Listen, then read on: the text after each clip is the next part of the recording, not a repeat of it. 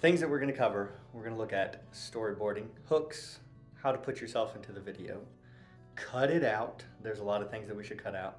What happens when you actually rewatch your video, and platforms that we can use. So for storyboarding, some of you guys are going to maybe recognize this as something that might happen in movies or TV shows at the first few rounds of creating a story. And that's important because you're essentially setting up what you are going to be showing in the video.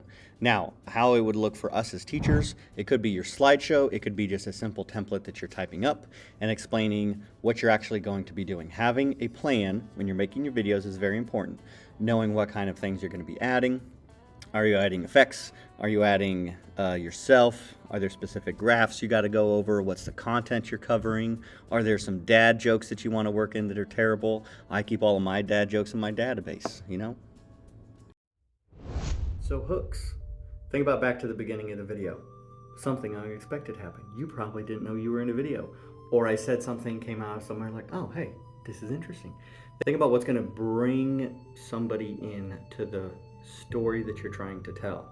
Obviously, when you open up a book, you want to just get pulled in. Sometimes educational content is kind of boring. I hate to admit it, but sometimes it is. So what can we do to either contextualize it into their lives or give them a reason to actually like, hey, pay attention to what I'm about to say. If you're using videos to help teach content and you're not lecturing in front of the classroom, your videos are still a way for students to be able to build a connection with you.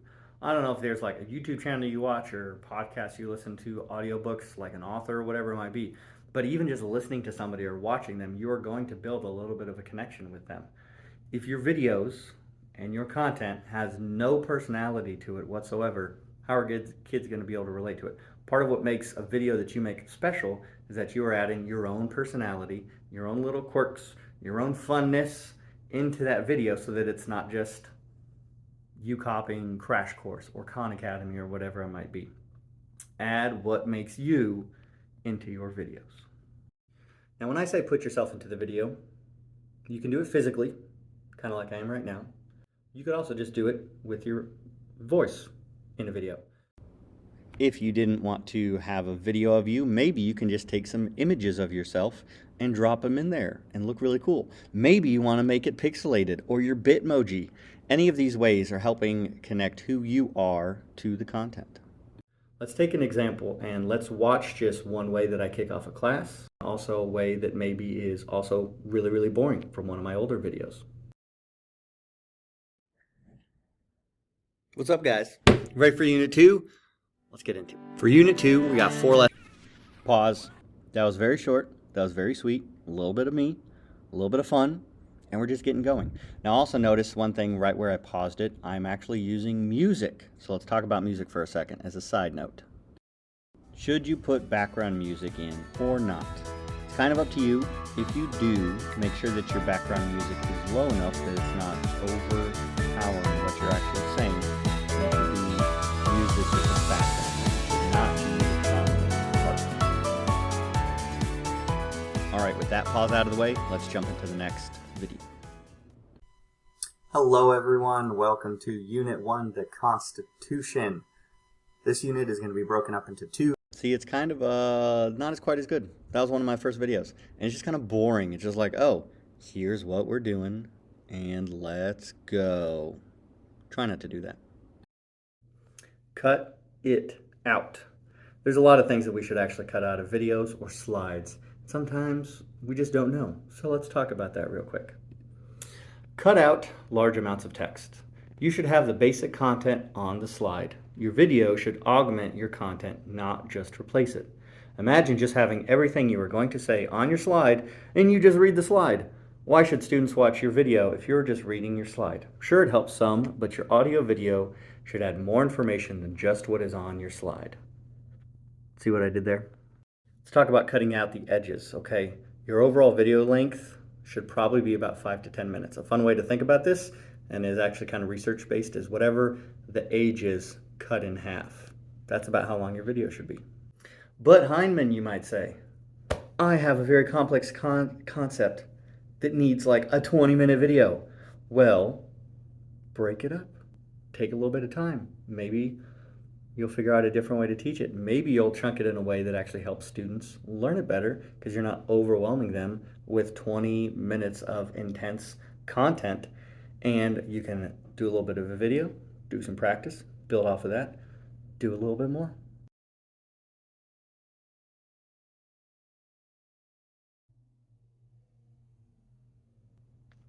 One thing that we do, it's called the millennial pause. At the beginning of a video, it's like, hi there, thank you for joining me. Yeah, that's just weird, okay?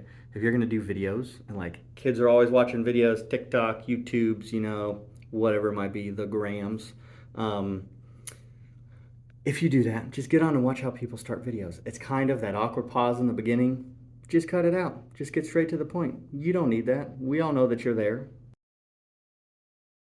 And sometimes you might mess up and you should just cut out the sometimes you just mess up and you just need to cut out the bad attempt, okay? Oh, that was a weird pause. Sometimes you should just cut out the bad attempt and redo it. Rewatch your video. It's pretty simple. When was the last time you actually watched what you were doing teaching? Because if it's been a while, you might be surprised at what you say and how you teach some things. So it's a great opportunity for us to get better. And I have redone my videos multiple times, even over the years, because each time you do it, it's going to get a little bit better and a little bit better. Learn from your mistakes that you're doing in your videos. And you also have to balance deciding when to put more time into a video or when to call it good. You know what happened when I rewatched this video, finishing up? I was like, man, I wish I would have changed some stuff. But I also think it's getting the points that I need, so maybe next time I do it, I can apply the tweaks that I want to, but for the time that I have, this needs to be good enough. Next time, I'll be able to make some changes, add some things, shift what I want to. Let's talk about the platforms that you can actually use to make videos. So Canva and Explain Everything. These are popular. The district has accounts for us, so you actually get some great features in it. I'm going to show you a couple little videos of what those actually might look like. Edpuzzle is another popular one that people use. It's not bought by the district, but there's some great features in there where you can pause it, have questions built in, and let kids reflect on what you're teaching. I personally made my first few series of videos with ScreenPal. It was a great little tool. I liked it, but I'm now moving on to Wondershare, which is what I'm using for all of these extra features. Do you need all of these extra features? No, absolutely not. Remember my cell phone video? Yeah, your videos don't have to be that crazy. Now, I'm using a whole bunch of different effects, transitions, a whole bunch of stuff in this video because I want you guys to see all the potential things that you could do in a video.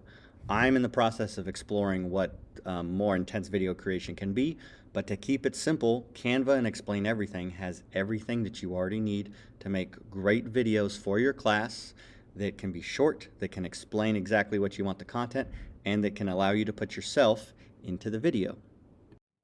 Did you know that you can even record videos in Canva? Crazy. Maybe you don't want your face to be seen for whatever reason? Guess what? You can do the voice. This is an example of Explain Everything. A nice thing about this is you could upload slides and be like, hey guys, we're talking about scarcity and shortage.